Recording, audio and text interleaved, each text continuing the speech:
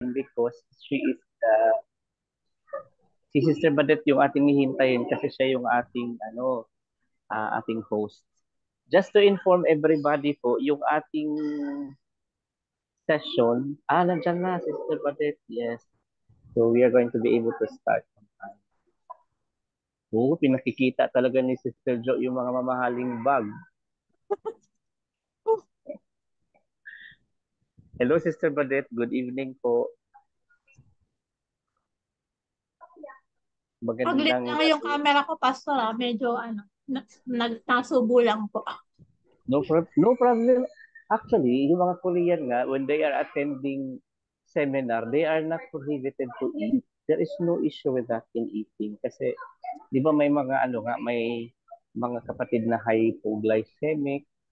Ano nga yun sa medical term na kailangan talaga may makain ka dahil kung hindi ay bababa yung sugar, maapektuhan yung mo, Apo. yung katawan mo. Hyper. So, there is no issue of that even showing what we are eating right now. Para ingitin lang naman ako. Hello, Sister Badet. Good evening po. Wala pa po kayong audio, so I'll make you the co-host now because you're going to be sharing mamaya ng ikaw po yung ating quiz master. Hi, good evening. Hala, pahihirapan tayo ni Sister Badet. Magko-quick review tayo ng ng 10 Commandments. Hala. Parang di ko nabasa yun. Ay, grabe. Ay, hala, si Quiz Master nabasa ang 10 Commandments. Lagot. Nasa Exodus 20. Exodus 20 yun. Kasali ba yun? Or ano lang? May drama lang. Ayan. What we are saying, Sister Jo, is that nung nawala ka, nakita namin yung mamahaling bag. Sayang naman. Nakasabit yung mamahaling bag. Alam mo, mahaba kasi ang memorization pag i-memorize natin yung 10 Commandments, di ba? Kaya by subject na lang. It's easier to remember, no? Ano yung una? There's no other God. Yan, dali. Number 2. Idolatry. Mabilis lang, di ba? Wala dapat idolatry. Number 3. Misuse of God's pa yan? Binemorize ko pa naman kung ano yung nakalagay sa I am the Lord thy God who took you out of Egypt from the slaves of bondage. There shall be no other God again. Ang galing. Ang galing naman. Ang galing naman. Pang katikista talaga. Oo. Yung pala yung pastor, yung ang nawala, yung second commandment that thou shalt not make any graven image or likeness if anything. Di, nandoon man yan sa heaven. Nung pumunta nga ako ng Piñafran sa church doon sa Naga, naka-engrave yan sa tablet. Pero wala na sa At saka ang nasa atin lang kasi, thou shalt not have any graven image. Tapos, ang sabi pala ng Panginoon, thou shalt have no graven image or likeness of anything above heaven, under earth, beneath the earth, or underwater. Diba? Kasi mahaba kasi yung pag littering, baka sa likod na kaya dapat pinaliitan na lang yung phone. Oo, pero dito talagang makikita mo kung ano yung sinasabi niya na no way kahit yung likeness from the heaven, from the earth, kahit sa ilalim ng tubig pa yan. Ibig sabihin, kumbaga i-encompass everything, di ba? Kumbaga dahil dyan, ikaw ang mag-unang mag-share ng memory verse. Sige po. Ako yung memory verse ko is 2 Samuel 22 verse 7. Sabi niya, in my distress, I called upon the Lord and cried to my God. And He heard my voice out of His temple and my cry enter into. So ito po yung kanta actually ni David or parang prayer ni David which can be found also sa Psalms 86 yata yun. na nagpapasalamat siya sa Panginoon because he was na-save siya do sa kanyang mga enemy, sa kanyang mga kalaban at kay King Saul. So sa akin minsan madalas ko sinasabi, minsan masakit tanggapin, pero in our distress, that is, kumbaga yung tayo ay kapag medyo hindi na maganda ang nangyayari sa buhay, our first our first is yung tawag kay Lord, yun dapat. Pero ngayon, nowadays, it's the other way around. You look for, sabi niya, pag may dumarating na problema, the first thing you want to do is find the solution to the problem without first acknowledging na you give it all to God and let Him guide you how to go about this problem. And at the end of the day, what lesson is He teaching you out of this problem? So, yung dito sa akin, yung minsan, hindi ka na makapagsalita, you just cry. And for me, crying is also a form of prayer. Kasi sometimes, what the mouth cannot speak, the heart conveys.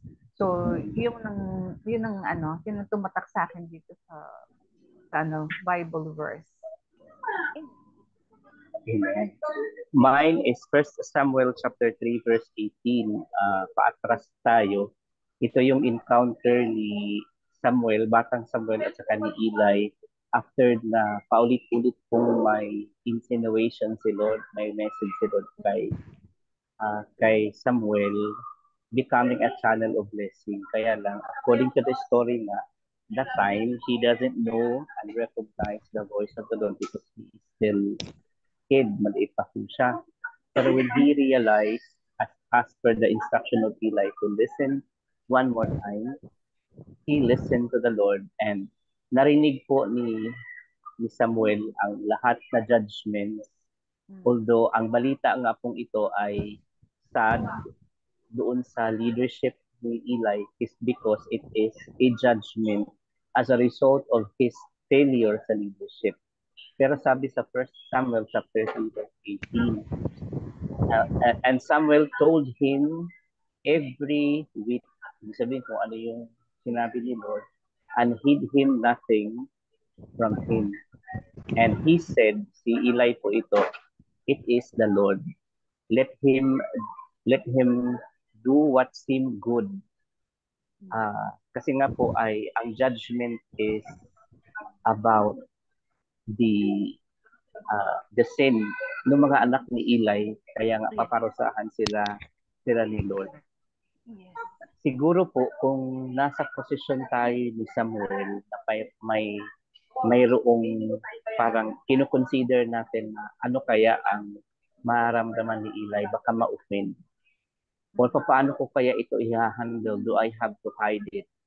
But thankfully nga, kagaya po ng mga naging kasabihan natin din, na di ba yung mga bata hindi nagsisinungaling. Kung ano yung sinasabi, yun talaga ang totoo. Kaya nga we are also being compared by Jesus na dapat pag lumapit tayo sa kingdom ni Lord, yung attitude natin is like the child also that confess the reality of our faith. So similar din po sa situation na ito, kung ano nakita ni Samuel na revelation ni Lord in history, sinabi niya talaga without any parang reservation because it is the word of the Lord.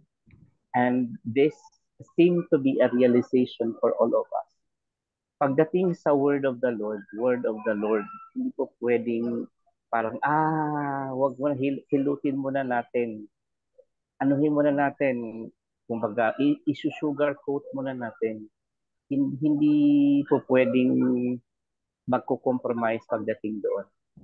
And thankfully, he was able to make it, although he was still very young, yet by the strength of the Lord, and by the strength of the Lord also, us right now that is going to be telling the word of truth, will be given such courage to tell nothing but the truth.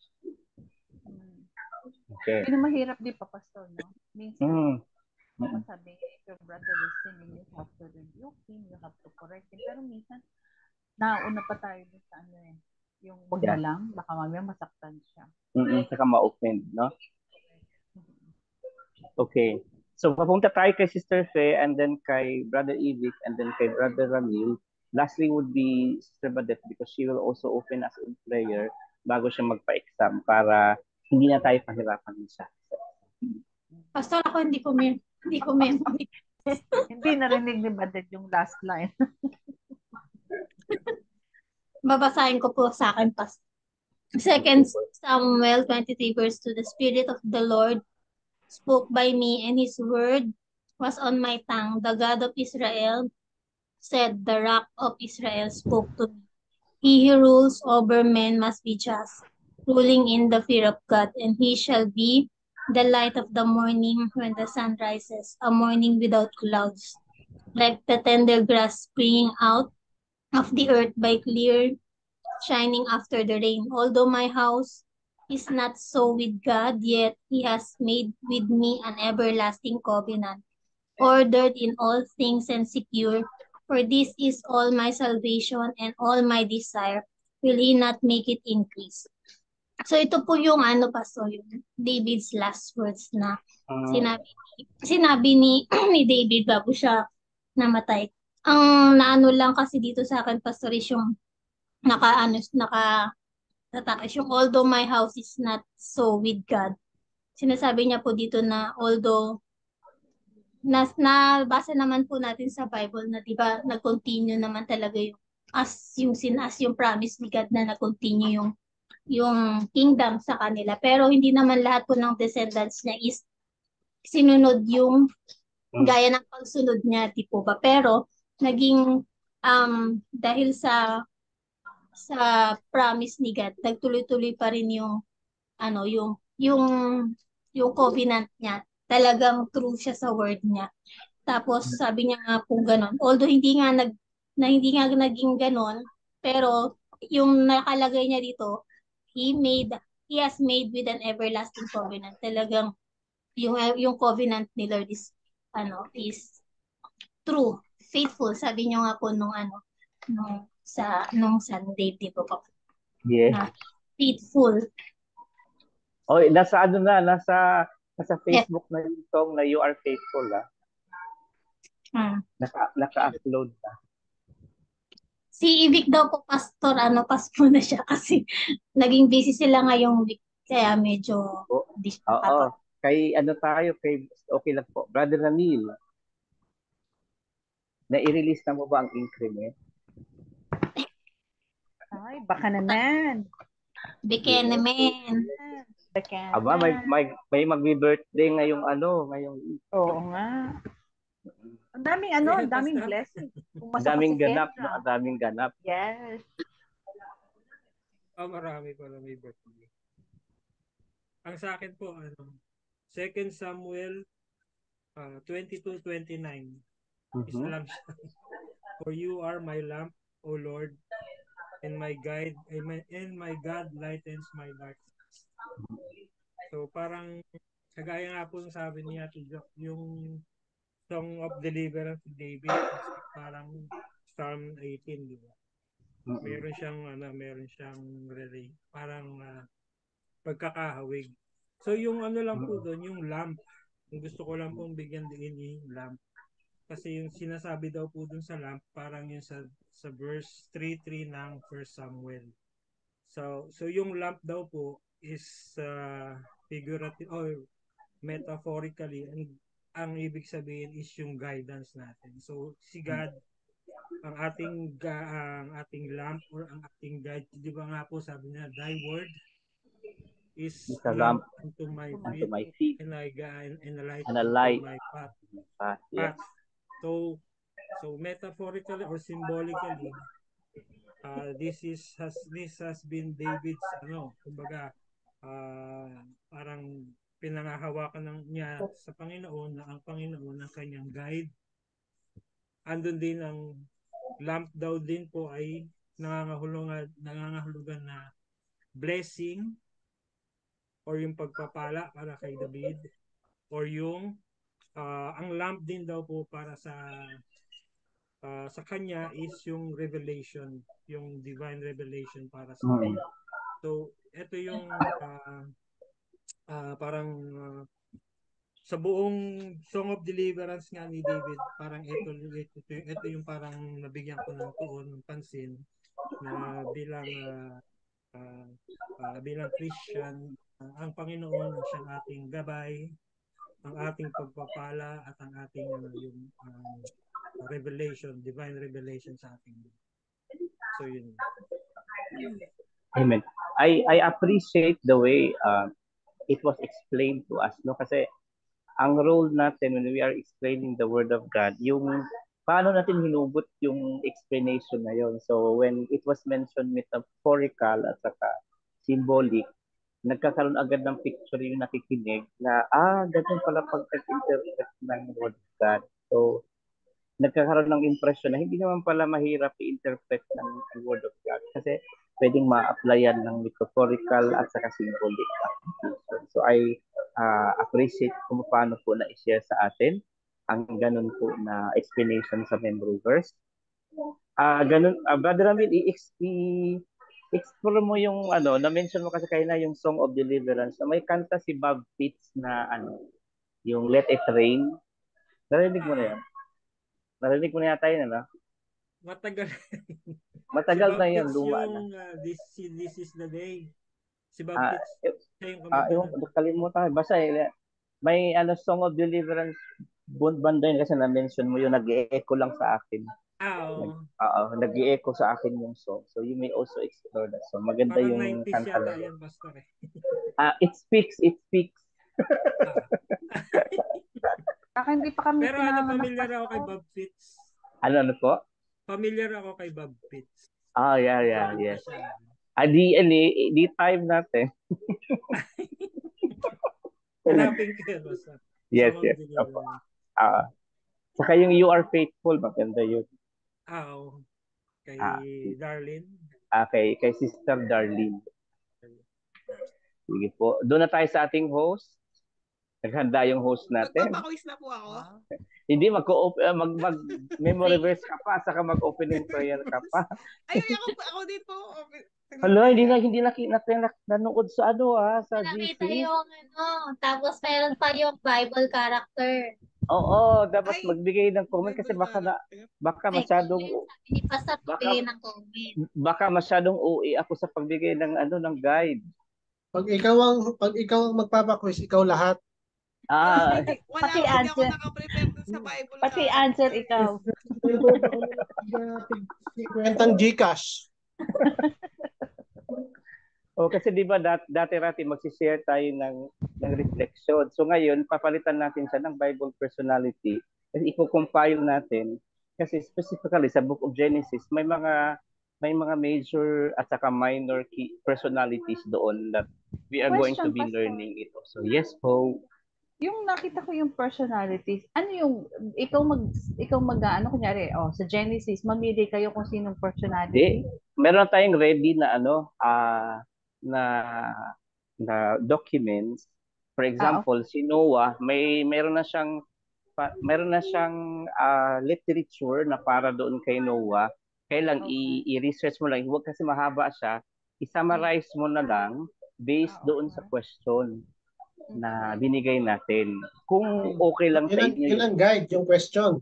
Yun yung guide, yun sa question. Kaya tapos, ipa-PowerPoint na lang din natin para dire-diretso lang. Kasi ang purpose naman natin, more on narrative, pero napag-aralan mo na.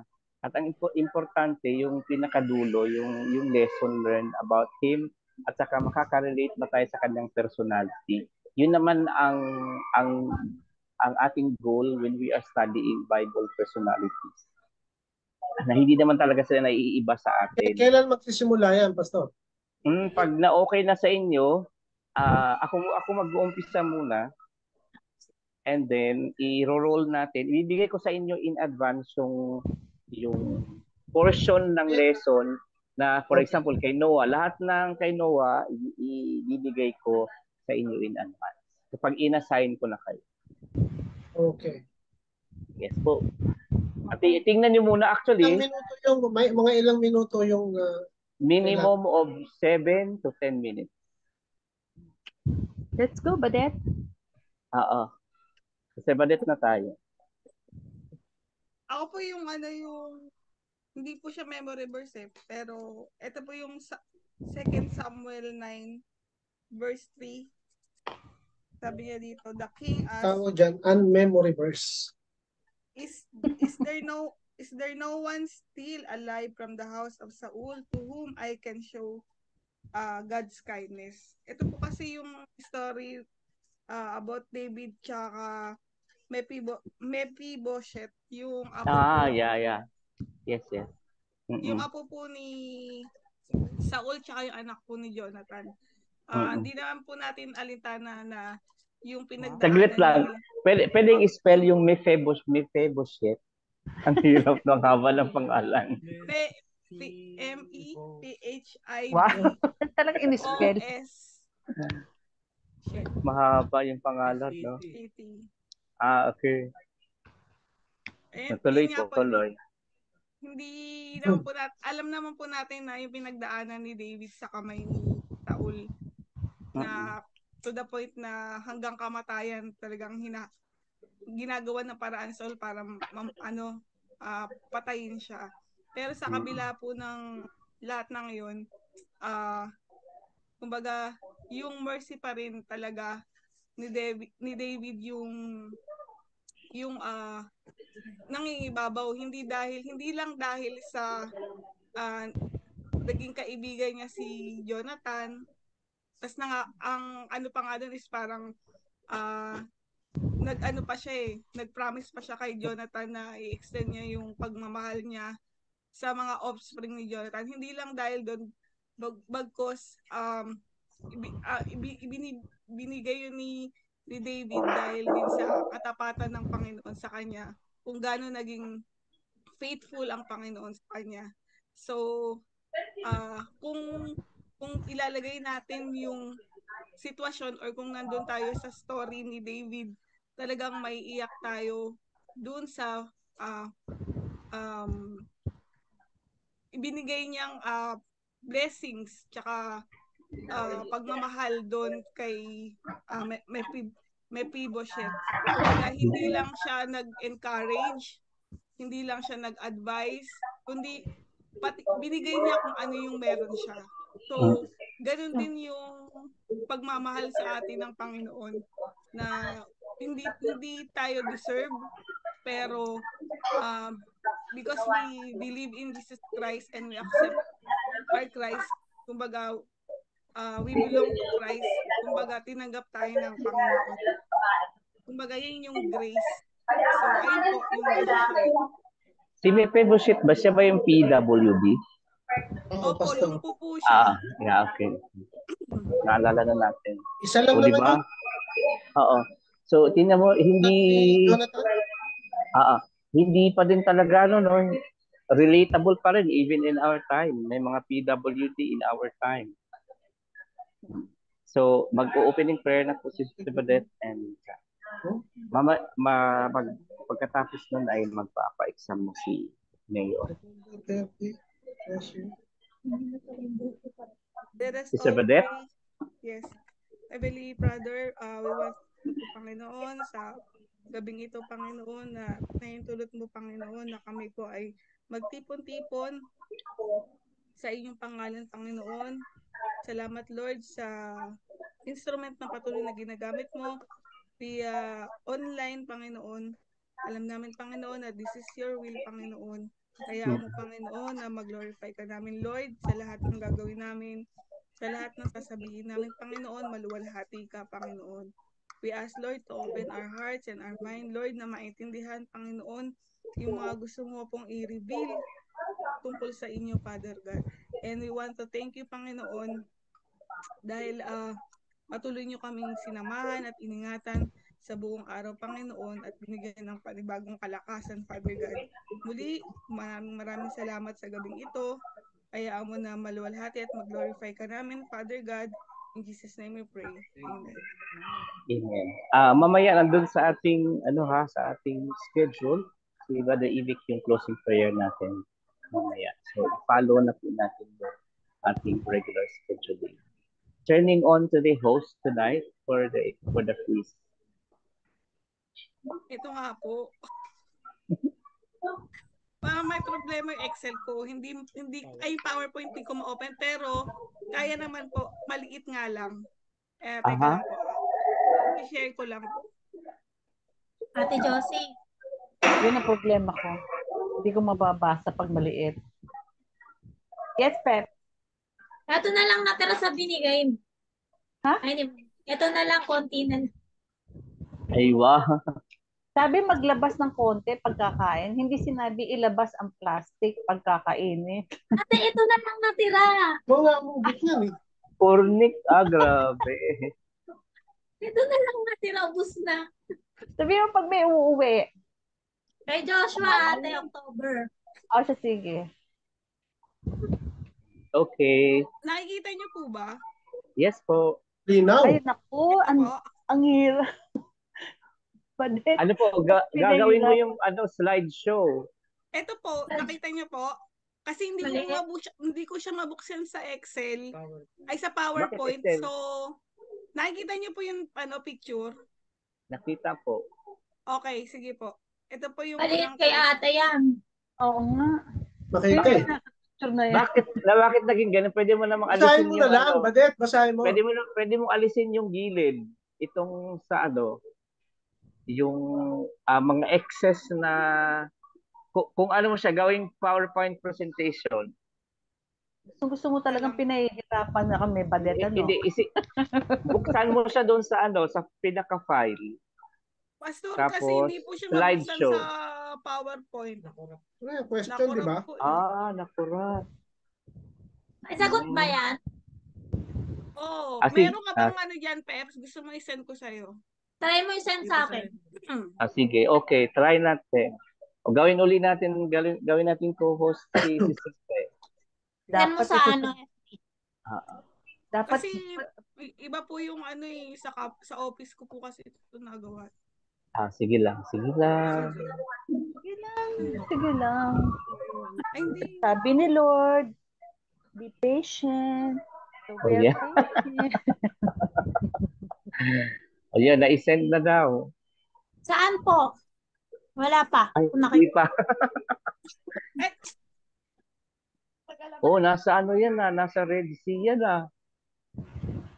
Bilhin mo, Pastor, pati pala yung pag-chismis, nasa 10 Commandments, ano? Pala galit na galit. Tapos yung yung nabasa nga natin sa Exodus chapter 16, nag-umpisa sila grumbling, pagkatapos nun quarreling. Correct. Wala na, nag-elevate na sila. Oo, and then they keep on repeating the same cycle of sin. Pagkatapos na quarrel, grumbling na naman. Peps, Meron silang na. Grabe man Sayang, ayan. Kalipit. Liit din. Dali lang po. Save us. Kung hindi po kaya, babasahin ko na lang po. Ito, wait lang. Saan po? Sige lang, ano ka lang, sandali lang. Sige, bubuksan muna para malaki. Ian, share mo muna yung sayo. I-unshare mo. Ayun.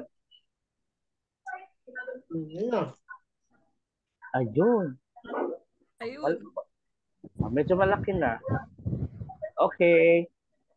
Pwede na. Okay, first question. Si ikaw magpindot, ako magbabasa. Okay. Hindi mo pag-ipapress ko na. Press. Saan na? Teka lang, Mars. Ito na. Kita mo na ate, hindi pa. Tao pa rin yun eh. Ano ba yan? Sa Parting of the Red Sea? Papress ko na, Badet. Wala pa yung question. Sandali. Wala pa. Ayun. Aray ko. At what? Bakit ganun? Bakit mo ganun? Bakit Bakit At what ganun? location did the whole congregation? Letter C. Ay. Letter C. Pastor, hindi po Letter C. sasabihin. Lalagyan. Basahin mo na lang, Badet. Ba't ang hina ng Okay. boses mo? At what location did the whole congregation grumble against Moses and Aaron? A. Wilderness of faith. B. Wilderness of trust. C. Wilderness of sin. Basta may wilderness. Basta may wilderness. Letter C. Letter C po. Tama po. Yeah. Number 2. Number Thirsty. 2. What reason did God give to Moses that he was going to rain down bread from heaven? Letter A, because he didn't want the Israelites to starve. B, because he wanted to give them a small taste of what Ay, wala. I heaven is like it. Uniform C, yung sagot. to test them to see whether they would obey his law or not.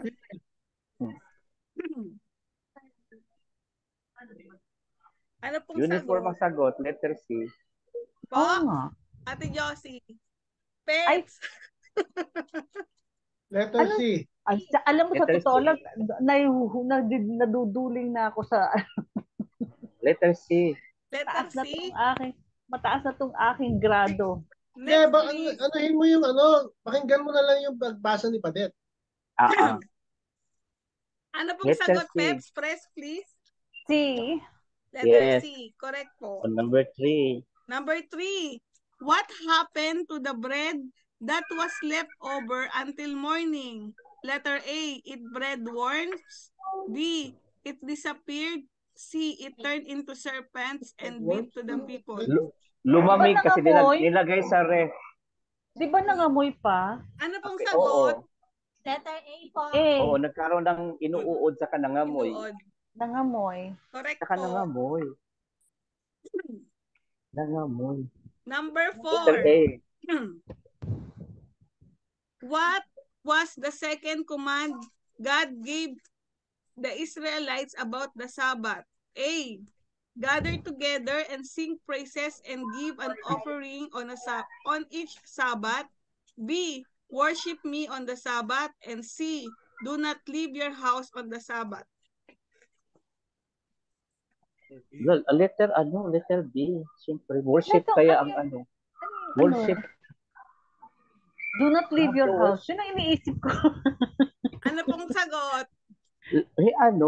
Mag-worship pa sila during Sabbath. Alam naman. Iba naman ang sabi, do not leave your house on the Sabbath. Ang tamang sagot po, press please. Wow. Letter B. Letter C po. Oh, Pastor, mali ka ha. Mali Ako din, ako. mali. Mali din si ate. Ito po yung Bakit sagot do not sa leave your Exodus 16 verse 29. Siguro yung I-check nyo na do lang not po. leave your house to Literal ba yan? Hindi, Ano yan yan? Pastor? Di ba sabi niya, kailangan, ano to? Wag manguha ng ng mana. Mana, yes. Di ba? During the Sabbath. On the 7, kasi wala silang makukuha. Kaya Wala sila makukuha. Oo, kaya magdo-double portion na sila on the 6th day Ako before kasi, ang iniisip ko yung essence ng celebration ng Sabbath. Ako din, yun din ang nasa isip ko. Oo, yun yung, ang tanong pala, other instruction. Hindi talaga nagbabasa. Mahirap kasi, maliit kasi. Next, please. Where did Moses put the jar of manna that was to be kept for future generations to see? Letter A, in a box.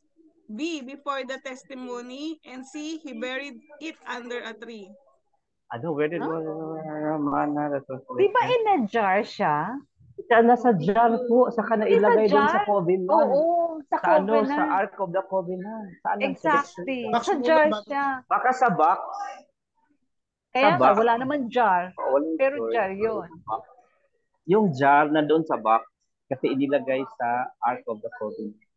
Pero wait, ano ito yung letter B? Before the testimony? Anong before the testimony? Ang tamang sagot po ay, press please, before the testimony. Anong before the testimony? Where did Moses where? put the... Opo. Saan mo nilagay? Yung jar. Saan The nasa jar jar? of manna that was to be kept for future generation to see. Eh, Okay. sabi, di ba tanong where? Opo. O saan? Before the testimony. Before the testimony po. Exodus 16:34. Okay. Mali ako. Tingnan Ako natin yan. din, mali. Baka Mali ako, depende mali. sa version. Anong version ba Ano to? version ka? James? ESB. Hindi King James yan, Pastor. Okay, yan King James, Pastor. ESV. Nakigot Yeah. ka, sister. ESV po. Oh, yun. Okay. Kasi yung binasa natin NKJV. Yes, ako KJB. KJ ako. May clear Ako. po. Sige po. Okay po. Who will the Lord have war with from generation to generation? Amalek. Amalek. Amalek, letter A. Amalek yan. May teka lang po. Letter A, Amalek descendants of an old tribe of giant. B, Amalek descendant of Esau. Or C, Amalek sons of Satan. Amalek. Dami naman. Ang dami naman, puro Almalek. Hindi man pinag-specify. Kailangan Exactly. namin. Amalek Kailangan lang tama yung sagot, ha? Opo. O letter A man akin ba? Oo, Letter ako yung Amalek. Hindi. Kasi yun ang Amalekites. Amalekites yun, eh, Amalekites di ba? kasi ang sinasabi. Oo. Ang tamang sagot po, C. press please. Amalek descendant of Esau. Mali na naman ako. Ako din, mali. Oo, kasi ASB siya. Amalekites kasi ang sinasabi niya. Siguro doon expanded version niya. Eh, yun na nga, Okay. Pastor, eh. ESB kasi siya eh. Kasi sa Okay, KJB, No, let- Okay, Amalek. Who Let's held keep it- up Moses' hands while Israel yan. was A in na. a Letter battle? A na yan. Letter A na Oo. yan. Aaron and Hur. Pag none of the above pa yan. Ang tamang sagot po, press please. Letter A. Letter B po. Joshua nakipaglaban. Hoy! Hala, si Sino Aaron nag-hawak? saka ano. Letter A ang sagot. Si Aaron saka si Madet, Hur. ah. Who Si held Aaron Aaron tsaka si saka si Aaron. William. Si Joshua nakipaglaban. 17, Correct. 19, 13. Who held up the hand of Moses eh. Binasa namin yan. Joshua. Si, Hindi Nilagyan na kami pa ng papayag bato. dyan. Hindi na kami papayag dyan. si Joshua saka si Aaron ba? Caleb nakipaglaban. Si Yes. Aaron Hindi pa saka si si ano. Hur. Laban Okay. Dali, dali. Hindi. Sige lang, okay lang. Si Aaron sa Hur. Okay. Si Hur. Okay. Bonus. Bonus po. Number 8. Okay, thank you. When Moses told his father-in-law all that the Lord had done unto Pharaoh, he said, "Now I know." Letter A, my daughter will be saved. B, you are a prophet of God. C, the Lord is greater than all Letter gods. C. And D, C. Israel will prevail. Letter C. Letter C. Si Pastor, siya. Si. Yes. Letter C. Number 9. Number 9. Tama po. Ate Josie, anong sagot mo doon? Si God is ate. greater than, the God is greater Hindi ko kasi than all nakikita, God. ate. Hindi mo nakikita. Hindi, kasi ikaw nagko-control eh. Hindi, sa laptop mo. Nasa baba. Ako kita ko kayo eh. Okay. What did God says would happen if the Israelites obeyed his commandments and kept his agreement? They would be his special people. B, they would become a special nation. C, they would become a kingdom of letter D priests. na yan kasi And mahaba letter D, all of the letter D above. kasi mahaba ang D. sagot All eh. of the above. All of the above. Actually, may Mahaba ang ginamit sagot. siyang, di ba Pastor, may ginamit siyang word, peculiar treasure. Peculiar people. Oh. Yes. A holy nation. Tama Yes, po, tama. letter D. Ang galing. Pag ganyan ang mga tanong, pag mahaba, letter D na yan, pag may all of the above. Number Okay. 10. Who would receive the punishment of death by being stoned or shot with arrows? A, anyone who touched the mountain. B, the firstborn of every family. Letter A. Anyone who disobeyed the Letter law. A. And D, those Letter that A. followed other gods. Letter Letter A. A. Nagbibigay ng 10 commandments yan. Oo. Letter Okay. A. Tama. Thank you. Letter A. Yes. Ang sagot mo, ate. Kahit Eh. ayaw pa yan. Nga, Eh, tama. Tama po. Number 11. Letter A, tama. How would they know when they could go up to the mountain? Letter A, the sun would be covered. B, when the ram's horns sound a long Letter blast. B. Letter C, Moses yes. would Letter let them B. know. Letter Letter D, God Wow. would send From them a heck. text message. B. Trumpet. Expect si B. Lord, Letter D. Hindi ba letter D? Letter B. Text Letter message. D. Ite-text ni Moses. Letter Ano D. yung sagot? Okay. Letter Letter D. B. Next, Oh, please. yan yung role ng horde. Ang haba. Ito What na. was the haba. Israelites' response to Moses after he told them God's offer to make them a special people and nation and kingdom of priests if they would obey all his commands and keep his agreement? Letter A, they told Moses they would first have to hear the commands before they would know if they would No. enter into agreement. They No. told Moses that they would pursue keeping God's commands regardless of what they were. C, they said they would obey everything that Lord says. Letter C. Yan. Di ba, Letter C. Pastor, ganyan din sinabi ng tao kay Joshua. Yes, Yeah. we will follow the Lord. Yes.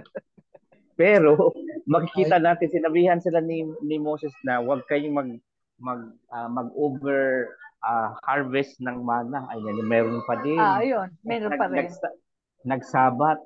Huwag kayong lumabas. May lumabas pa din. Correct. Tigas ng ulo. Okay. Next, please. Yes po. Piercing is a slave's ear with a sharp tool was called what? A, an abomination. B, God's law. Or C, evil. Wala. Piercing as nabasa yan? Kasi ano yan? Parang ownership kasi yan eh. Oo, ownership. Nasa law yan. Nasa law. Pag pinalagyan ka na yata ng sa ilong yata yun eh. Forever ka ng slave. Ayoko mag-guess. Nasa law man yata yun. Ayoko mag-guess. Wala akong sagot. Next, please. Letter B po nasa ang law. sagot. Oo. Kasi ownership yun eh. Ito na. Question Letter and B. answer. Kung sino pong gustong sumagot, sagutin niyo po. They tremble. They tremble. That's why they requested Moses just to go up. Okay. Correct. Next, Ikaw please. na lang makipag-usap. Why were they afraid to hear God speak to them? They will be killed. Mamamatay kami. Yeah, they're so afraid of the lightning. Saka yung pati yung mountain kasi lumindol man nang dumaan si Lord. Scary. Oo. Mga Gen Z, ang mga Israelites, it's so scary. We will be killed. Yun na lang. Okay. And at the same time siguro, kasi di ba kung si Moses kasi holy, yes. Yung karamihan kasi sa kanila, wala man holy fear. Correct. So, they are afraid of course, to experience the presence of God. Correct. Okay po. Continuation. Next, please. What similarities can you see here and with Adam Eve in the garden? Ano po yung similarity nila? Of course, si God, during the first moment of creation, they were in fellowship with the first human. When they sinned, may separation na. Kaya nga talagang makikita natin yung common reaction of all the people who are sinful, may disparity talaga. Yung aloof to meet a holy God. Only those having the good intention and being made holy by God, pwedeng talagang maka-approach kay Lord.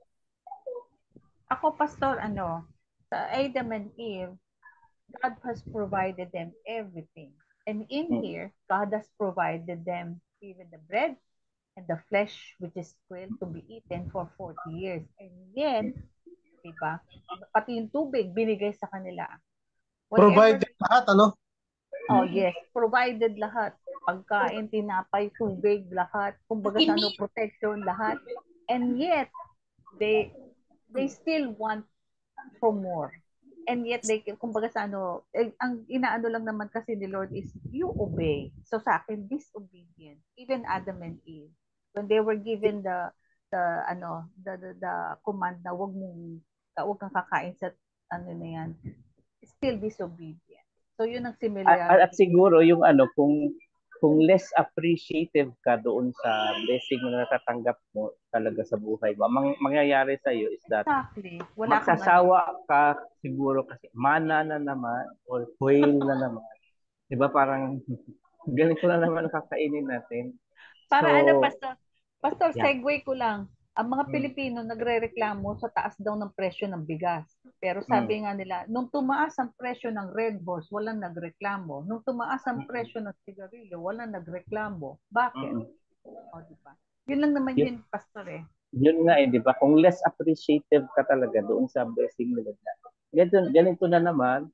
Pero kung appreciative ka talaga sa blessing ni Lord, yung may pagpapasalamat ka talaga, you will be grateful for all the blessings na tinatamasa mo, no? Yung ano nga lang, yung tinapay nga lang na pinainit mo, nagkaroon siya. Sobrang sarap pa yan ng kainin kahit na paulit-ulit na yung kubos na kinakain. Oo, wafer with honey. Tapos kada umaga, mag-harvest ka na lang, bumabagsak. Oo. Diba? I mean, they didn't toil for it. Yes. It was given. Grabe, spoiled man sila ni Lord. Ay. No, hindi nagtatrabaho sa high life.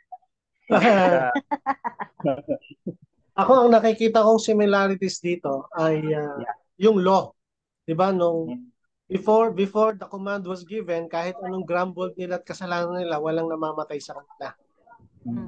Okay? Now, after the 10 commandment was given, they started grumble. They hindi pa nga bumababa di ba? Bumaba pa lang eh. May namatay na agad sa kanila dahil nga ganoon din sa Garden of Eden. When God says, thou shall not, nung binigay yung law na thou shall not eat from the fruit that is in the middle of the garden, doon namatay dahil sinuway nila. Ganon din ang namatay spiritually. Spiritually. Pero dito naman, wala pang law eh. Wala pang utos eh. Wala pang commands na ganon. So, wala pang namamatay. Pero after the law was given, saka nagkaroon ng kamatayan. Hindi lang spiritual, physical pa na namatay sila. When they grumbled, when they, diba? So parang yun din ang similar. Ikaw ba din? Anong similarity? Ayun nga po, yung sinabi ni Kuya Ibig. Parehas kami ng Okay, next po. Aba, meron pa ha? Ito, babasahin ko. Moses said to the people, do not fear, for God has come to test you, that the fear of Him may be before you, that you may not sin. Paano po natin siya may explain sa pamamagitan po sa New Testament?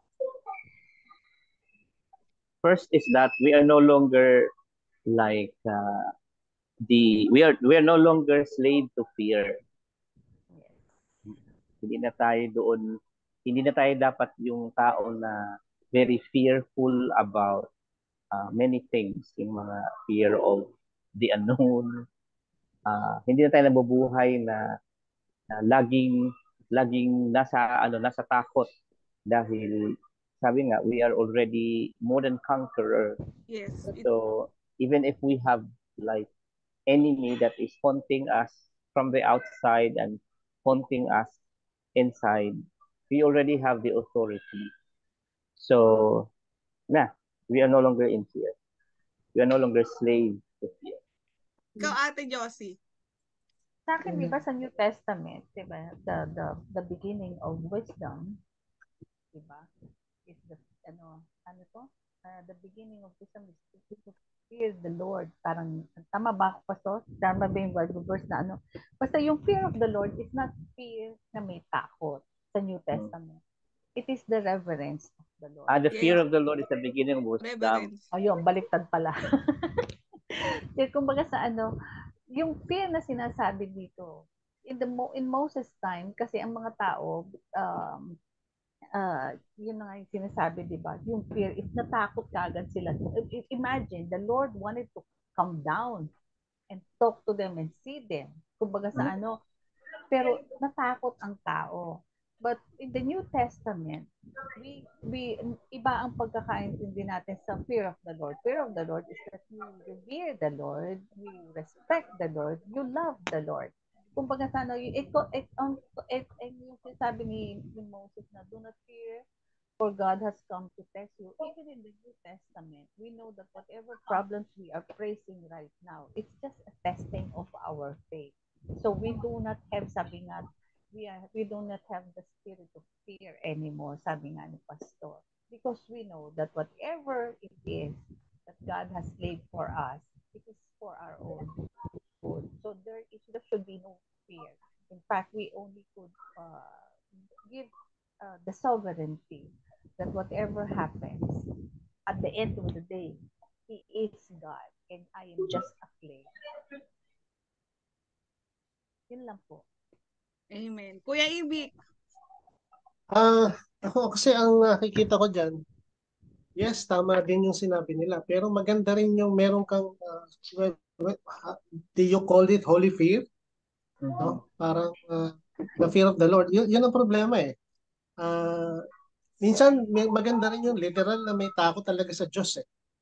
Dahil sabi nga in Proverbs, no? The fear of the Lord is the beginning of wisdom.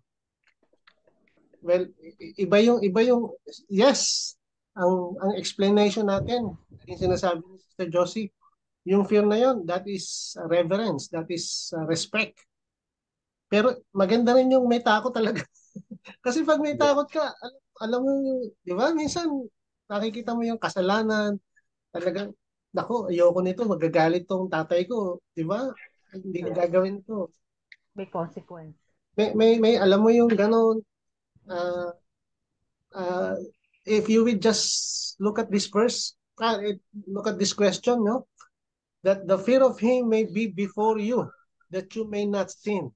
So maganda rin yung, kasi ang tao ngayon, nakita mo, sobra na sila. Sa Amerika, transgender, yung pinaglalaban nila, talagang makikita mo, walang takot eh. Alam mo, sabi nga ni Paul Washer, even Jesus Christ will go to hell, they will shut the door of hell para hindi siya papasukin. If Jesus will go to hell and give them a second chance, they will not, because they really not want Jesus to have anything to do with Jesus Christ. Ganon sila. Nakita mo may mga babae pa na wala akong pakialam siya. Grabe sa Amerika, grabe talaga. Sobra na yung nangyayari sa kanila. Kasi siguro yan di pa Pastor, sabi nga ng Panginoon, di ba? Ibibigay ng Panginoon Diyos kung ano yung gusto mo na pinagpipilitan mo. I will give into the deprived mind, di ba? Ate, humihina yung yung boses mo. Ay, baka internet ko. Sabi nga, di ba sabi nga sa Biblia, di ba Pastor, correct me if I'm wrong. Hindi ka pinatayan ng mic, ha? Oo. Hindi kagaya sa hindi sa hearing ng Congress. Ay, naku, oo. Ano gusto niyong pag-usapan? Hindi, ano naman doon, in aid of legislation. Pero doon mo makikita na talagang, segue natin. Sabi nga ni Tito Ivik, there was a law. Diba? Even right now, may law ang mga police and yet they themselves do not follow. So yung fear ng tao is that how you can trust the police when they themselves cannot even protect, they cannot even serve you. Oh, 'di ba? Na-segue kay Moses yung law. Ikaw, Peps, anong masasabi mo? Ako yung din, yung nakikita ko siya as reverence. Kasi pagka wala kang reverence at yung fear mo, paano mo,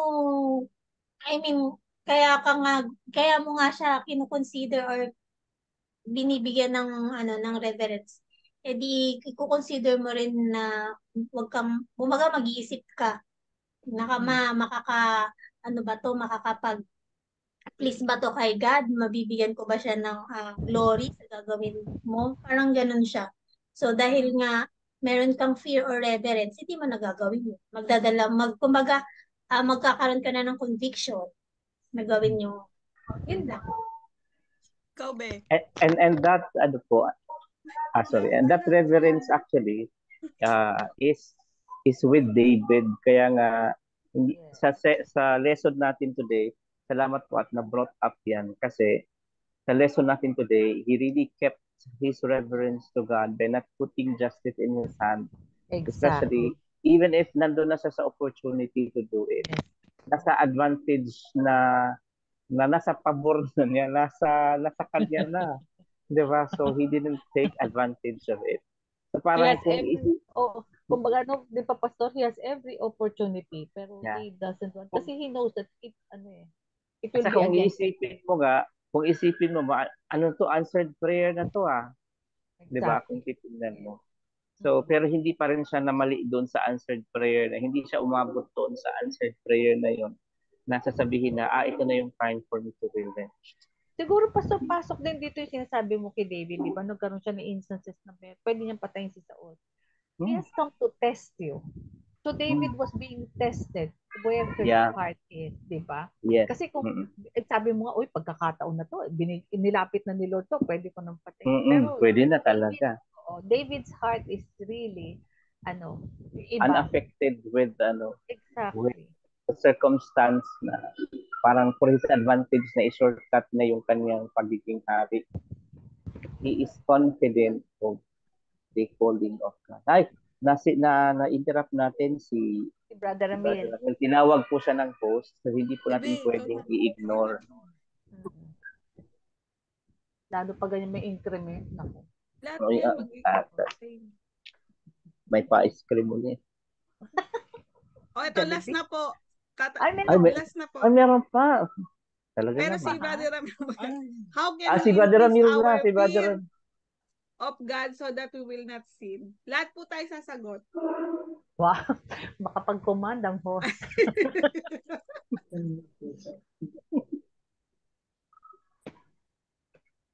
Si Brother Ramil una. How can we increase our fear? Read the Bible with reverence. Read the Bible with read the Bible to know more of God. Kasi the more you know God, the more you learn of His holiness, the more you learn of His attributes, and the more you learn about His holiness, the more you will be yung may re-reveal sa iyo that you are so wicked, you are so cruel compared to a holy God, and that alone can create fear in you that kumbaga yung ibababa ka talaga, yung kumbaga it will humble you down hanggang sa kumbaga yung ayaw mo na siyang makita na dahil nga sa sobrang takot kanya, dahil na nakita mo na yung attributes niya, yung holiness niya, doon na papasok yung increase of our fear of God, because we learned and we know how holy He is and how sinful we are. So that separation is kumbaga ayaw na nating mawalay pa sa Kanya, diba?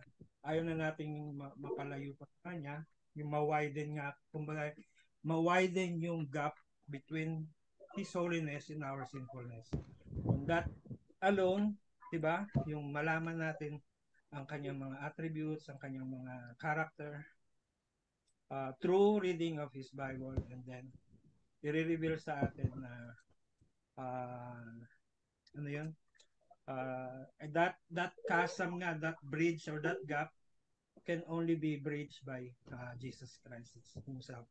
So that alone, we can increase our fear of God if we study His Word, and then through His study, yung theology, the more na lalaliman natin yung theology about God, yung pag-aaral natin sa Panginoon, is the more we can increase our fear of who He is, kung sino ba talaga ang Panginoon.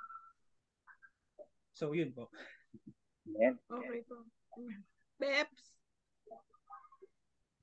Ako din, dagdagan ko lang yung sinabi ni Brother Ramin.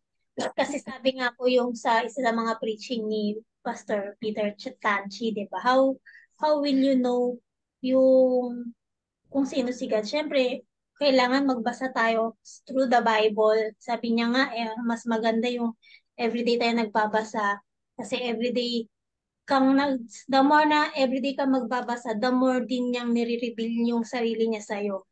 At kung pag nire-reveal niya yun, syempre, hindi lang naman kailangan magbabasa ka, di ba? Kailangan i-meditate mo yung babasahin mo o yung i-reveal niya sa'yo. Kasi the more na magme-meditate ka, the more mo makikilala yung mga attributes niya, yung mga ayaw niya. Yun din yung isang way para malaman mo kung ano siyang klaseng God. I mean, hindi natin na ano, 'di ba? Natin na negative way but in a positive way na meron din siyang oo, na ano din siya, 'di ba, yung faithful nga siya, pero wag nating kakalimutan na just din siya, na gaya na sinasabi ni Ate Josie, na may mga bagay tayong nagagawa, syempre may mga circumstances din yun na mararamdaman natin. It's not just because na ano yun eh. Para rin sa atin yun. Kumbaga, tinuturuan niya tayo ng leksyon, pinapakilala niya na ganito ako, na faithful ako, pero minsan-minsan kailangan din kitang paluin para maging straight yung path. Kung maayon yung path na gusto ko para sa'yo. Parang yung ganun siya. So, yun nga. Yun lang. Ate Josie, may idadagdag ka pa dyan. Ay, Kuya Ibig muna po. Kuya Mibik muna. Sabi ng host. Mamaya na yung mga ano. Well, lahat naman ng sinabi niyong dalawa tama. Pero kung may isang verse ako na bibigay about this one. Ito yung verse na pinag-aaralan ko ngayon dahil parang gumagawa ako ng message about this. Romans 12:1. Okay? Ano yung Romans 12:1? Mga scholars ng JCM? Kinder. Open your Pagdating sa body. DepEd. Basa ate. Basa? Therefore, I urge you I urge you by the mercy of God. The patterns of this world. in view of God's mercy to offer your bodies as a living sacrifice, sacrifice. holy and pleasing to God. Okay? So, i-offer mo yung sarili mo. Sabi niya, therefore, I urge you. Inaalok tayo ni Apostle Paul. Kumbaga, he pleads for us na i-offer natin yung sarili natin. Pero saan natin kukunin yung lakas at yung motivation para i-offer?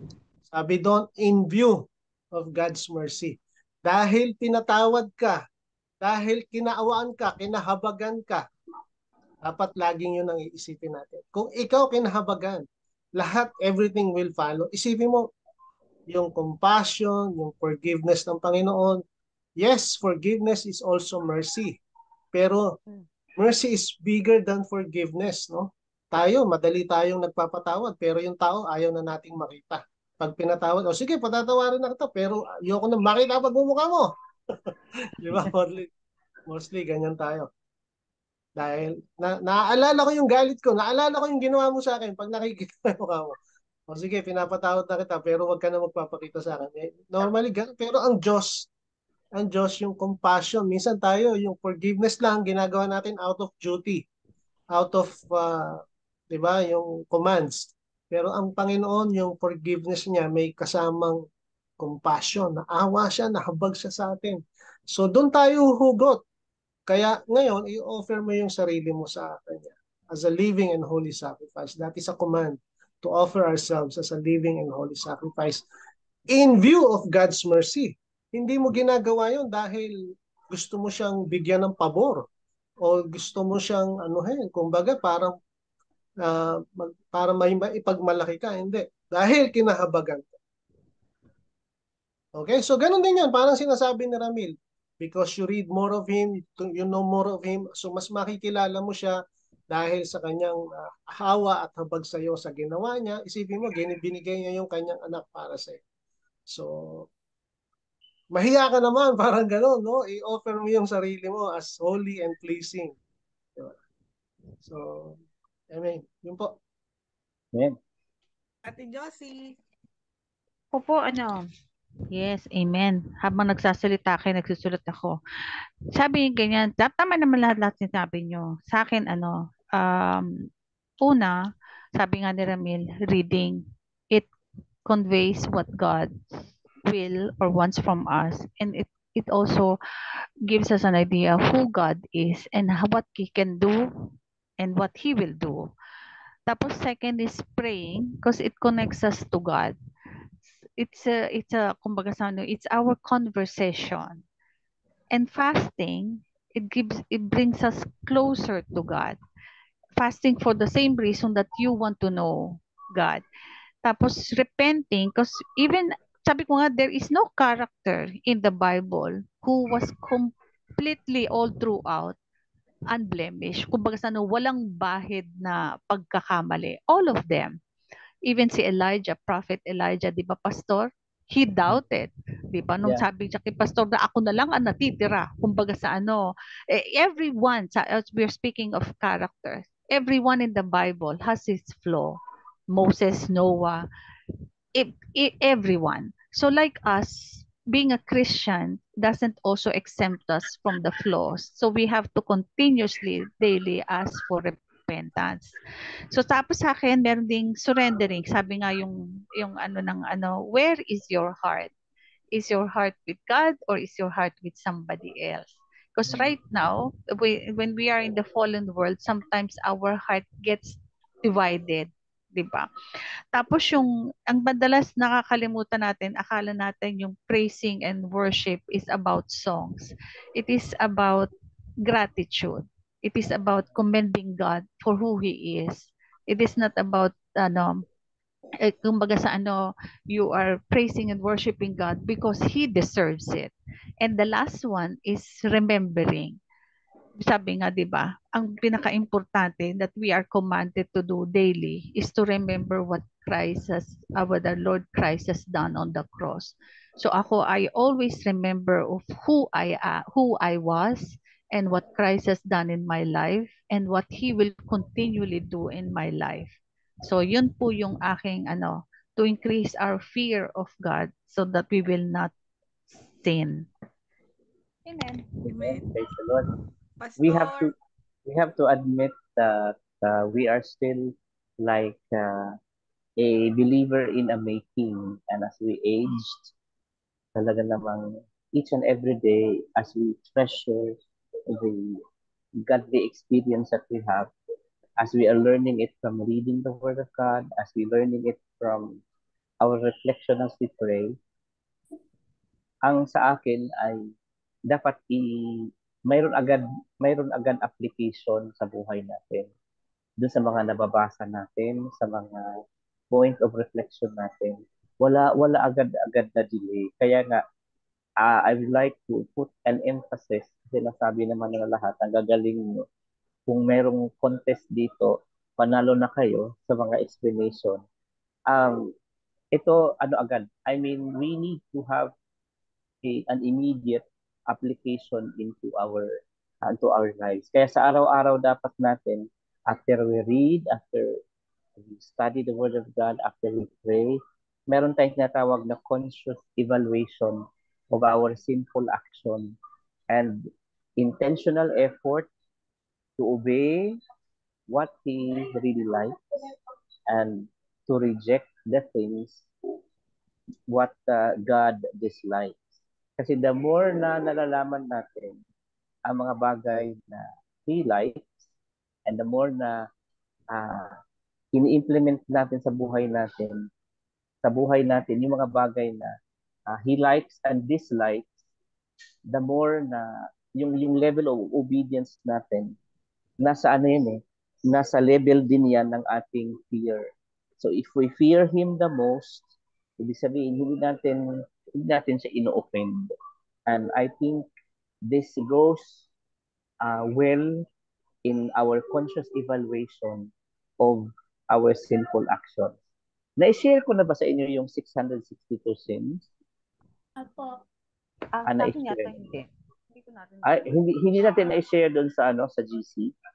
I-share po natin ang pastor. Ang ano? Nandun po. Yung 600. 600 sins. 662 sins. Oo. So, just to mapapahaba talaga yung sharing natin ngayon. Kasi, anyway, this is just like a testimony a bit. Nung Saturday, I was being led to have a season 2 on our evaluation. Ang plano ko sana during that day is mag-discuss kami ng 20 kasalanan. Nakadiscuss lang po kami ng 10 kasi we started 10:15. We started discussing the Word of God at 10:30. Hindi kami matapos-tapos ng 12 midnight. So, ibig sabihin, ang dami pa nating dapat na realization doon sa mga kasalanan na nakikita natin. Kasi punong-puno talaga eh. Ang dami nating mga kasalanan na nagagawa. Doon pa nga lang sa unang kasalanan, if the conversation will not become of Jesus, you're already committing sin. Kasi ang naging conversation, hindi na patungkol kay Jesus. So, kasalanan na yun ang nangyayari. Kaya doon pa lamang, marami nakakasala. Kaya, if we are going to be conscious, having a conscious evaluation of our sinful actions and have an intentional effort to obey what the Lord likes and discard those things that He dislikes, nag-i-increase po talaga ang ating level of fear. And this will go along as we mature in our Christian life. Ang haba ng exam na ito. Correct. Amen. Praise the Lord. So, siguro po, again, ang ating ma-share na video ngayon, hindi siya matatapos. So, hindi natin tatapusin talaga. Sinishare naman ang manuscript. Hanggang dito na lamang talaga ang lesson 2 ng Samuel. I-send ko na lang sa link sa iyong pinaka-video na so that this week, mapapanood natin ang kabuuan. Because we only have remaining 30 minutes to end sa ating pong gagawin ngayong sa ating session ngayong gabi. So tayo po ay mag-share. We end up before doon sa ating presentation nakaraan. Nasa ika-47 minutes tayo. So papatuloy po tayo. Kindly just confirm if you have Christ's glorious return. Meron po. Okay. Nasa 47 minutes tayo. Nasa po tayo, conclusion doon sa iniwanan po natin na prelude kay Samuel sa kanyang kingship. This time naman, we're going to focus on Saul, failed kingship. Bakit kailangan pag-aralan yung failed kingship? We still have to learn about it. Let's go on. Now that we've looked at Samuel's prelude to kingship, we should turn to the second division of the book of Samuel, Saul's failed kingship, in 1 Samuel chapter 8 through 2 Samuel chapter 1. As the author of Samuel continued to recount how God had directed events before David. Let me just interrupt. If you are going to be able to have the handouts printed doon sa senior ni Sister Fe na lesson 9.2,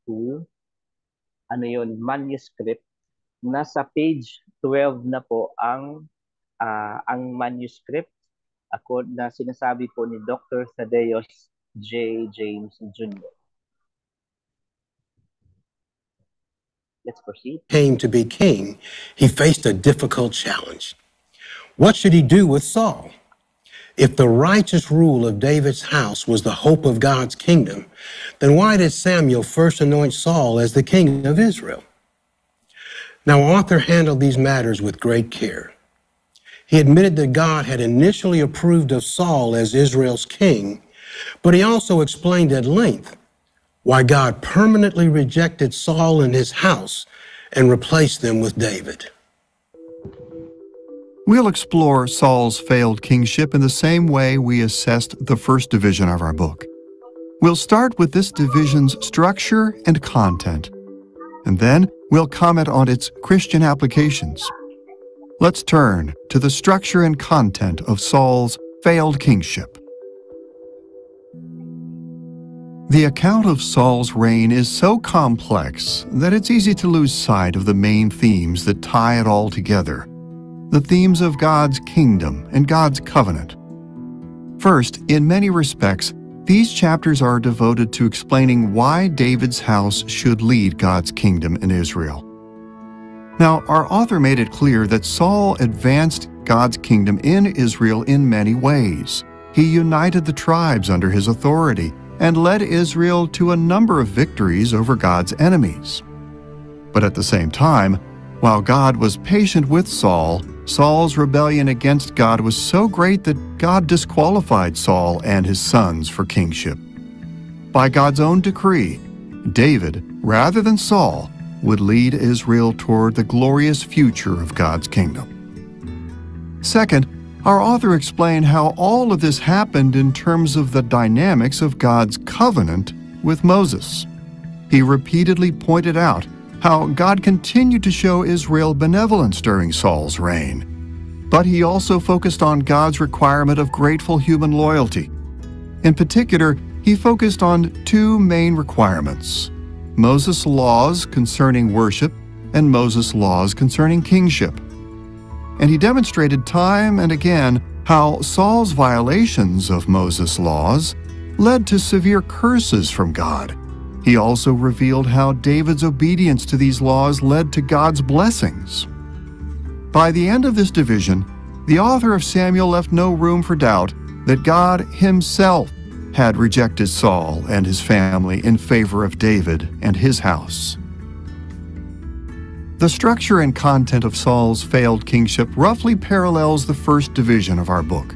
Our author turned first to Saul's earlier years in 1 Samuel chapter 8, verse 1 through chapter 15, verse 35. Then he focused on the transition in Israel's leadership from Saul to David in 1 Samuel chapter 16, verse 1 through 2 Samuel chapter 1, verse 27. We'll look at both of these main parts, beginning with Saul's earlier years. Apparently, the author of Samuel found nothing remarkable about Saul's birth and childhood. His record of Saul's earlier years begins with Saul as a young adult and deals with God's establishment of Saul as king in 1 Samuel chapter 8, verse 1 through chapter 12, verse 25. Then his narrative moves directly to God's rejection of Saul as king in 1 Samuel chapter 13, verse 1 through chapter 15, verse 35. The establishment of Saul as king consists of a number of episodes that fall into 4 symmetrical steps. The first step appears in chapter 8, verses 1 through 22, with Samuel's initial warning about kingship and God's commission for Samuel to find Israel a king. This opening episode begins with a critical problem facing Israel. Samuel had grown old, and his sons were greedy, dishonest, and unjust.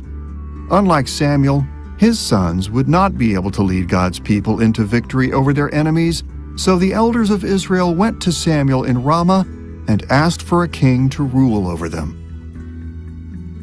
In response to this request, in 1 Samuel chapter 8, verse 9, God said to Samuel, "Obey their voice, only you shall solemnly warn them and show them the ways of the king who shall reign over them." So Samuel issued a lengthy warning about kingship in chapter 8, verses 11 through 17. In this passage, Samuel drew from Deuteronomy chapter 17, verses 14 through 20, where Moses severely limited the authority of Israel's future kings. Samuel warned that kings would be prone to violate these regulations. Kings would oppress the people of Israel by sending their sons into battle, by forcing them to plow and harvest royal lands. by compelling the people to make weapons and implements of war, by conscripting their daughters as cooks and perfumers, by stealing their lands, by requiring a tenth of all they earned, and by taking their servants, young men, donkeys, and flocks for themselves. In the end, Samuel warned that a human king would make all of God's people his slaves. And Samuel closed with this final warning in chapter 8, verse 18. In that day you will cry out because of your king, but the Lord will not answer you. In the Bible, when God created man, man was meant to be under the reign of God, to submit to his kingly authority. But in Samuel's time, the Israelites saw that all the other nations around them had kings, and so they wanted a king for themselves. And when God saw that Samuel was distressed by their request, he asked him not to be upset. He told Samuel, "Give in to the people, and after respecting their voice, tell them that choosing a king means there will be taxation and warring with other nations. Kings chosen by men will bring about all kinds of burdens. They must understand this. And remind the king that he must hold fast to God's law," meaning that the king would have boundaries to limit him. Thus, God shows us that human authorities need restraint from God, respect for God, and love for the people. This is why, after Saul was elected king, God rejected him, because he did not respect God. Now you'll recall that the author of Samuel stressed Moses' regulations for worship in his record of Samuel's prelude to kingship.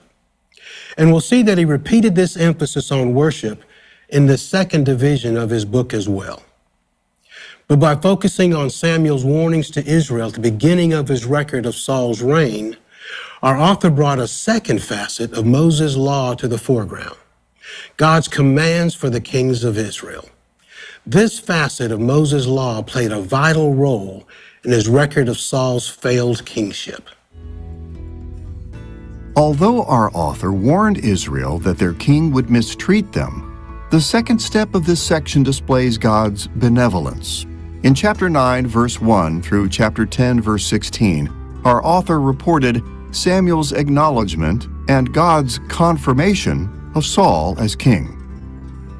God led Samuel to Saul and commanded him to anoint Saul in a private ceremony. As we read in chapter 10, verse 1, Samuel said to Saul, "Has not the Lord anointed you to be prince over his people Israel?" And more than this, God also confirmed Saul's anointing with a number of miraculous signs. The third step of the establishment of Saul displays God's benevolence even further. Chapter 10, verse 17 through chapter 11, verse 13, reports the national acknowledgement of Saul as king and God's confirmation. Some groups in Israel doubted that Saul should be king, but God enabled Saul to unite all the tribes of Israel and to lead them in a victory over the Ammonites, and everyone in Israel gave Saul their full support. Still, despite the great kindness God showed to Saul and Israel at this time, the fourth step of this section echoes Samuel's initial warnings. In chapter 11, verse 14 through chapter 12, verse 25, our author closed this section with Samuel's final warnings about kingship and his fulfillment of God's commission. Samuel called on Israel to acknowledge God's benevolence toward them, but he also warned them to respond to God's kindness with grateful loyalty to God. As he put it in chapter 12, verses 24 and 25, "Consider what great things God has done for you. But if you still do wickedly, you shall be swept away, both you and your king." Samuel's ominous warning at the end of the establishment of Saul as king sets the stage for what follows. In chapter 13, verse 1 through chapter 15, verse 35, we read of God's rejection of Saul as king.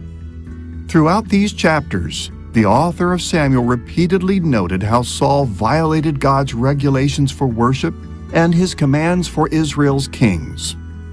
And as a result, God poured out the curses of his covenant and rejected Saul and his descendants from the throne of Israel. Our author's record of Saul's rejection consists of a number of episodes that fall into two main groups. Saul's earlier rejection in 1 Samuel chapter 13, verse 1 through chapter 14, verse 52, and Saul's final rejection in chapter 15, verses 1 through 35. In Saul's earlier rejection, we see a series of battles between Saul and the Philistines. These battles begin with Israel's initial attack against the Philistines in chapter 13, verses 1 through 4. We immediately have a glimpse into Saul's heart and his mistreatment of God's people because he sent them into battle while he himself remained at a safe distance. And more than this, when Saul's son Jonathan led a victory over the Philistines, Saul claimed the victory for himself. After Israel's initial attack, the account turns to Israel's preparations for a Philistine counterattack in chapter 13, verses 5 through 15. Saul called the people to stand ready for battle, but the people were filled with fear and hid in caves and among the rocks. When the army began to scatter, Saul panicked and presented burnt and peace offerings to God in direct defiance of Samuel's directives. Samuel had ordered Saul to wait for his arrival to offer sacrifices before battle. But Saul chose to make the sacrifices himself, rather than leading his army to fear God and rely on God for protection.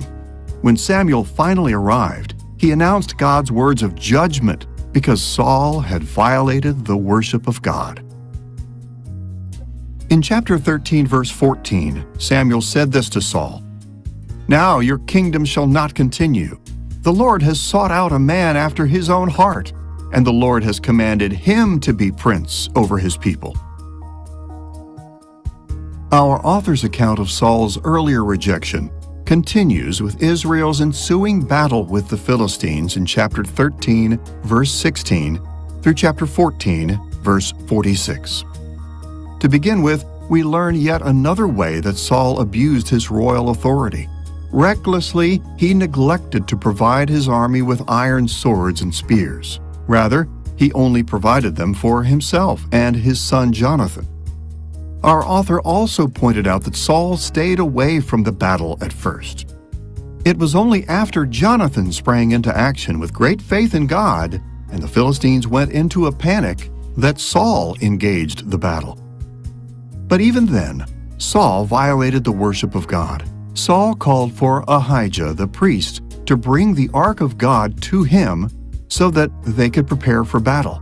But when the Philistines' attack seemed imminent, Saul stopped the priest and rushed into battle without proper preparation. Saul went on to abuse his army even more. Saul was so eager to pursue the Philistines that he declared a curse on any soldier who stopped to eat. Ironically, Jonathan, not knowing about this threat, ate a bit of honey. And when Saul's soldiers rebuked him, Jonathan noted how foolish his father had been. In chapter 14, verses 29 and 30, Jonathan said, "My father has troubled the land. How much better if the people had eaten freely today. For now, the defeat among the Philistines has not been great." After the battle, Saul's insistence that his soldiers not eat led to another serious violation of worship. Saul's men were so hungry that they hastily slaughtered and devoured the animals from the spoil, including the blood, a practice strictly forbidden in Leviticus chapter 17, verse 10. It was only after Saul was reminded that this practice violated God's law that he built an altar for his men to slaughter their animals as God had commanded.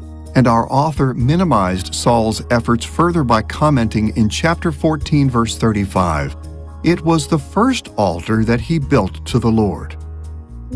At that point, Saul finally inquired of God for guidance.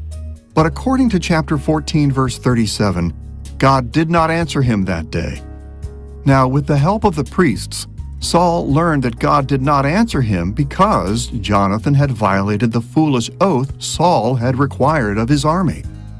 And once again, Saul revealed his oppressive rule by ordering that Jonathan, who had led the battle, must die.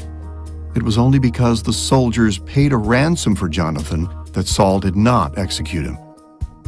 Finally, in chapter 14, verses 47 through 52, the author of Samuel closed his record of Saul's earlier rejection with a summary of the battles during Saul's reign and the officers who led his army. But he added this ominous note in verse 52. There was hard fighting against the Philistines all the days of Saul.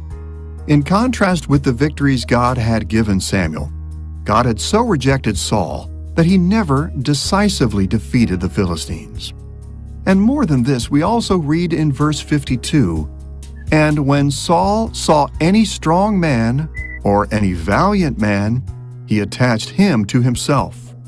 Just as Samuel had warned, Saul continued to oppress God's people by conscripting as many as he could into his endless wars.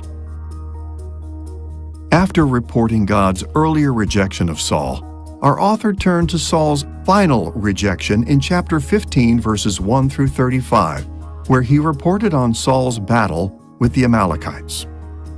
According to Exodus chapter 17, verses 14 through 16, and Numbers chapter 24, verse 20, God had commanded the total annihilation of the Amalekites because they had troubled Israel so much in the days of Moses.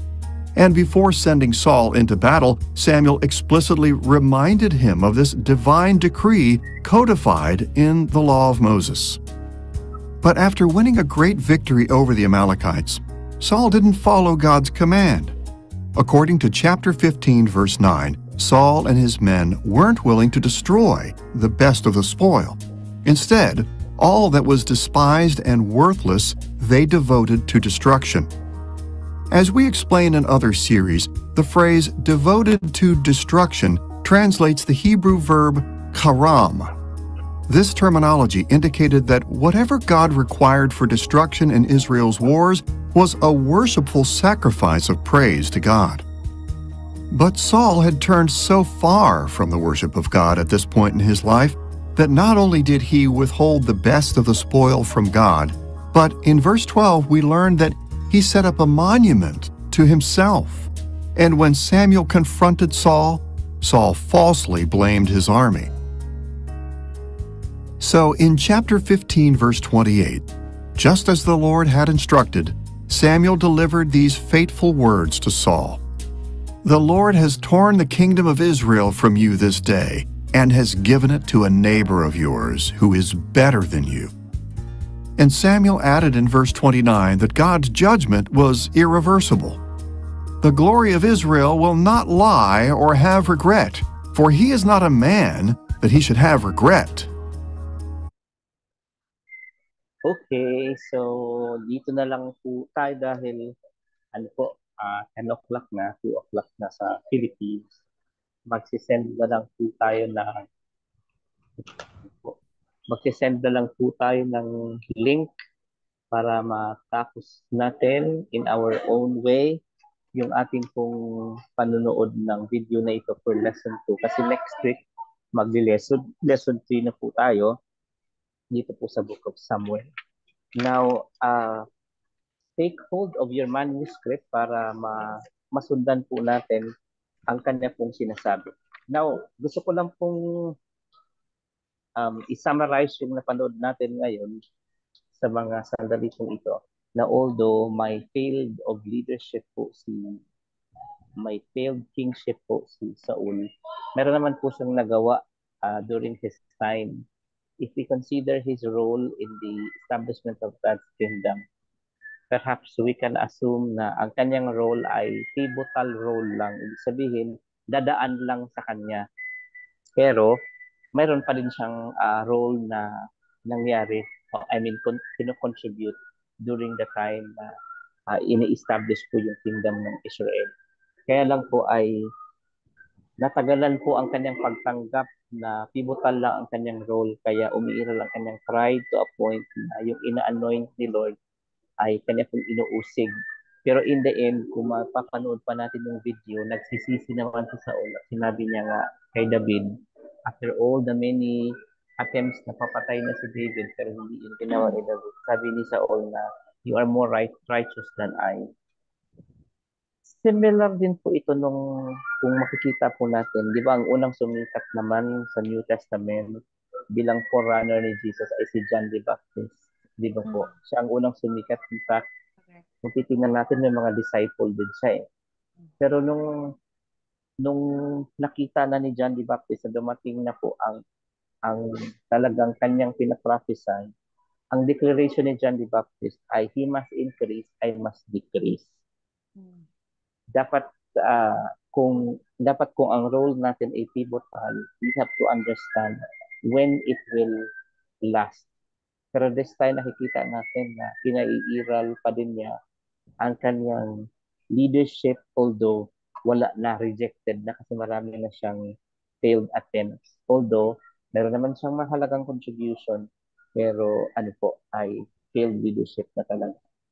Now, another thing na na-mention doon, this is the last, is that na-mention po doon na yung 10%, yung 10% po na collection, it's not the tithe na kino-collect natin sa church, but it is a form of taxation, meaning that even the present government right now have been adopting the taxation schemes from the earnings of the people.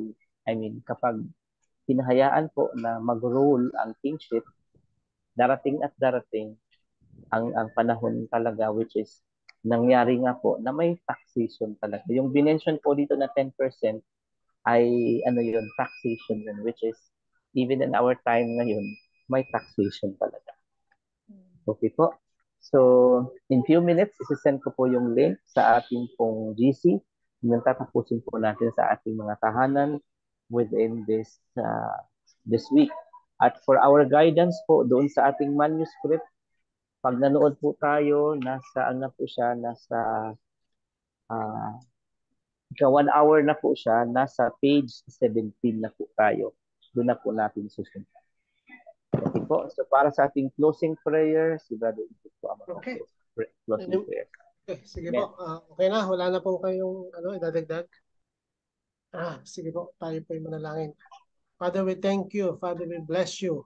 Salamat po, Panginoon. Unang-una, salamat sa opportunity na pinagkaloob mo na makapag-fellowship kami, makapag-aral kami ng salita mo, maging makapag-kwentuhan, Panginoon, ng kabutihan, yung kaluwalhatian, Panginoon, sa buhay ng bawat isa.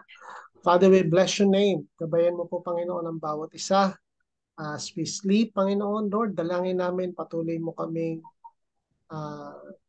gabayan, ingatan, Panginoon, sa mga questions na narinig namin kanina about sa kay Badet, Panginoon. Tulungan mo kami, Panginoon. Sabi ng iyong salita, Lord, if we humble ourselves, Panginoon, ikaw mismo, Panginoon, ang magtataas sa amin, Panginoon. Dalangin namin, Lord, na tulungan mo kami.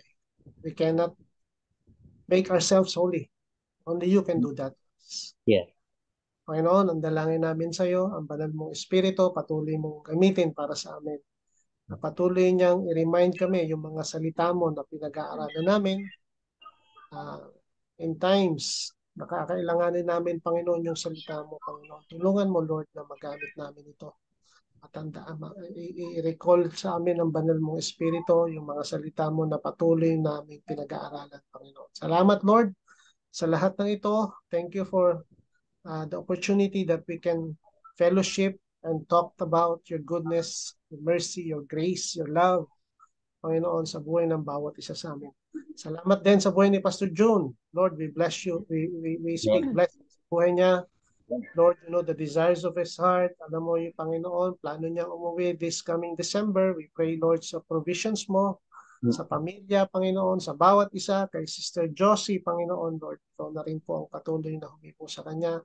Kay Ramil, kay Badet, as they start their opportunity na makatrabaho ulit, Panginoon, muli po sila sa aming kalagitnaan. Salamat po sa buhay ng bawat isa at sa aming mag-asawa. Salamat, Lord. Ikaw po ang nakakaalam ng lahat, Panginoon. Kaya patuloy namin tinataas sa iyo ang buhay ng bawat isa. Hindi lamang kaming anim, Panginoon. Dalangin din namin, Panginoon, yung aming mga kapatiran, JCM, Lord, Alain, Gabi, dito sa Ajman, Panginoon, African JCM. We pray for them, Lord Jesus. Katagpuin mo po sila, si Pastor Martin na ngayon ay naka-duty. We pray for him, Panginoon. Maraming salamat, Lord. Salamat po at patuloy mo kaming bigyan ng kapahingahan ngayong gabi at ilagay mo po ang aming kalakasan. Kung meron mang mga hindi magandang pakiramdam, Panginoon, pagkalingin mo po kami, Panginoon. Yes. Samin sa iyo ang kagalingan, Panginoon. At provisions mo sa araw-araw. Alam mo po yung mga pangangailangan namin. Sabi mo, seek ye first the kingdom of God and all these things that will be added unto us, Panginoon. Alam mo yung mga needs, Panginoon. Ikaw po, Panginoon, ang aming hinihingan, Panginoon, dahil alam namin ikaw lang ang may magagawa sa lahat ng ito. Patuloy mo kaming turuan, Panginoon, na mas makilala ka, mas patuloy na mas makapag-aral ng salita mo, Panginoon. Patuloy, Panginoon, namin maintindihan at maunawaan, Panginoon, ang mga pamamahala mo sa buhay ng bawat isa sa amin. Thank you, Lord, for everything. Thank you, Lord, for your Son, Jesus, Father, and especially the Holy Spirit that you have given to us, Panginoon, that will guide us and protect us. We give you honor and praise in the mighty name of Jesus, we pray. Amen. Ay po, magpa-picture na po. Pastor, Yes. di ba si Eli din yung nung nagbuntis si Hannah at nanganak siya, nung dinedicate niya si Samuel, si Eli din yung di ba? Kasi nakita ko na, di ba? Kasi nung winaningan ni Samuel, si Eli, maliit pa siya, di ba? Hindi pa siya. Ay, kung ano kaya pakiramdam ni Eli? Di ba na batang-bata yung nag-correct sa kanya? Parang insult yun, di ba? Insult, oo. Oo, very insulting yun. Pero siguro na-humble din siya because he must have sensed that his complacency. I mean, he's became complacent. Sarili niyang anak. Pati si Samuel, napabayaan din niya ang kanyang mga anak. Oo, napabayaan din niya. Grabe. I couldn't believe na hindi niya na-transfer yung hindi niya na-influence yung mga anak niya. Kaya nga, di ba, nag-seek sila ng hari dahil yun yung situation ng Israel. Correct. Yung mga anak ni Eli, they are not righteous. Pinagtitingin ako rito sa mall, sabi niya, tama, okay. Sumasagot kasi ako ng ganito. Nakikita na lang meron akong anak. Tama mo. Very good. Praise God. Sino na magpa-picture? Ako po. Yes po, salamat. Smile. To Kendra. Congrats to Kendra. Oh, congrats. Sa pa po. Accelerated na. Ate, smile. Smile daw, Badet. Increment ni Ramil. Di ba at doble smile? Accelerated. Praise God. Advance happy birthday, Peps. Salamat. Happy Peps. Thank you. Lumabas na si Jose Marichan. Anong handa sa Sunday? Baka makapunta ka. Ha? Baka makapunta ka. Oo nga, titingnan namin yung mga schedule namin kung may lain na naman. Wow. Narinig ko yun. Praise God. Tingnan natin. Ni Lord. Ipagkaloob ni Lord. Okay, po. Yes po. God bless everyone. Salamat, Pastor June. Salamat. Bye. Bye.